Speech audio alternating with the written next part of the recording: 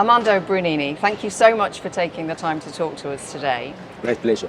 You are the CEO of SESAR Milan Airport, and here we are in Milan Linate today. Can you tell us a little bit about this airport? Well, this is Linate, the city airport of Milan. It's actually the first airport that was used by people from Milan. Then, of course, as traffic grew, Malpensa was built in the 2000s. And so this has become really the cozy city airport of Milan. The Milanese people really love this airport. It's just 7 kilometers from the city center. It's basically a business, it's the airport of Italy with the highest percentage of business travelers and frequent flyers. So we just refurbished, we finished last year the refurbishment of this airport. We really now love it. We have passion for this airport. It's state-of-the-art in terms of technology. We have smart security, which means that any passenger that leaves from this airport does not need to take out of his hand luggage liquids or computers or iPads. So we try to streamline and make it as pleasant as possible. And it's fast. It's about 9 to 10 million passenger airport, so relatively small. And this is where we are right now. So it sounds as if operations are already in transition here. And we're here today to talk primarily about SESAR and the SESAR 3 joint undertaking. Yes. Now, you have traditionally been quite engaged with SESAR, but this time with SESAR 3, you've joined as a founding partner. Can you tell us why you made that step change? Well, it's actually quite clear. First of all, we think it's our duty, it's our responsibility to contribute as much as possible. Otherwise, you just take the advantages of somebody else doing research and the work. So we think, we have to give it a go. Secondly, of course, it is an opportunity to contribute to set the agenda. So being with a group of the founders, you can give support and decide together with the rest of the team which are the priorities in terms of research and development. I think this is good. And as well, you immediately see the main advancements that are coming out. So the pipeline and throughput of projects. And so you can decide which ones are more interesting for your airport and get prepared and be an early adopter. And how important do you think that the digitization of air traffic management is in the future? Because this is one of the central pillars of SESAR's work. Sure, well, we all know how much the efficiency of airspace and the continuous improvement of air traffic management is crucial, especially already today, already in the past, and even more in the future with a potential capacity crunch coming once again to us. And therefore, digitalization, without any doubt, is one of the instruments that we have to make our sky more efficient. So I think it's absolutely crucial.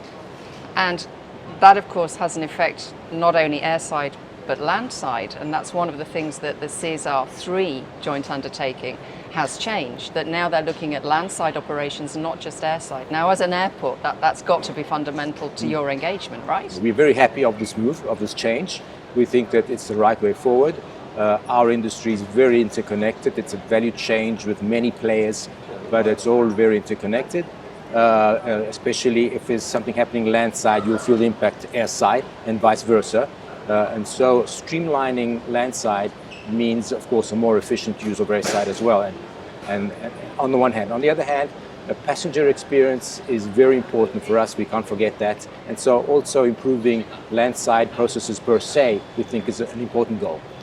And what would you say moving forwards are the 3 most important digital innovations that you're looking at in this airport? Well, the main benefits we're actually looking at is, of course, improving throughput of our infrastructure. We all know that as much as possible, also for environmental issues, we should minimize construction of, put new cement and construct new buildings and new runways, which means that, of course, we need to optimize throughput of the current infrastructure. I would say biometrics and seamless travel. We're working on that here in Linate. There's a test which is ongoing, a real test with biometrics, and to make the passenger experience easier. And then also eVTOLs and vertiports. So these, I would say, are the 3 main, let's say, development and innovation processes that we're working on. And when we look at those more far-reaching innovations like vertiports, how important is a collaborative platform between all the different players in the industry, like SESAR offers? Yeah. This question is too easy. It's too easy because collaboration is extremely important. As I was saying before, our industry is very fragmented, but it's very integrated, and so collaboration is essential. I think it's happening more and more. As a matter of fact, in the last couple of years, I think I've never signed as many MOUs as I've done in the last 2 years. And it's happening in the industry, but also outside the industry. As an example, we are collaborating with energy companies, we are collaborating with players from other modes of transport in terms of intermodality. And I think the issues that we're facing now are getting so much more complex that it's actually impossible to tackle them on your own. It's either collaboration or we just won't solve some of the issues. And are there any particular SESAR solutions that are live and ongoing at the moment that you're particularly involved in? We are fully working on ICDM, but now we're going to work on APOC. So we're investing on APOC.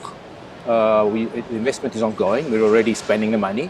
And for us, it's really important. And it goes back to optimizing throughput of our and efficiency of our infrastructure. And of course, trying to have the best impact possible on air traffic management as a consequence. And so APOC is certainly one of those that we're working on.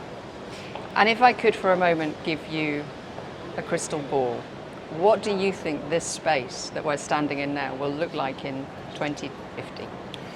Well, first of all, I see, because we're speaking landside and airside and all integrated, I see people coming to the airport, they won't be using the traditional cars anymore.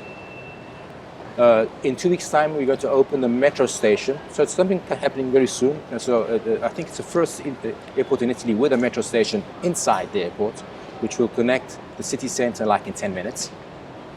So a lot of people use that. Other people will be using electrical cars. We already have outside, you can see it just now. Outside we have a recharging station, a super fast recharging station. So 10 cars at the same time can recharge their electrical batteries in 15 minutes. So people can still come with their cars, but they should be electrical. Or they could fly with an eVTOL. They could come with an eVTOL, but because they're somewhere quite far and they don't have time and they don't want to congest the city. So that's the first big difference. When they're here, they probably won't need paper anymore. So they will move through the airport digitally or biometrics. So they will be enrolled from home. They will check in from home. Also their face will be checked in from home, and they will just you can see face boarding over there. And so you will just show your face to the cameras, and you will walk. You won't need to take tickets or boarding cards from your pockets. When you move inside the airport, the shopping experience will become more digital. So if you're in a hurry, you will be able to order on your mobile phone your food, maybe a plate of pasta because you're in Italy, and a robot will bring that plate of pasta to the gate so that you're not losing any time. It sounds fascinating. We can't wait. Armando Brunini, thank you so much for your time today. Thank you.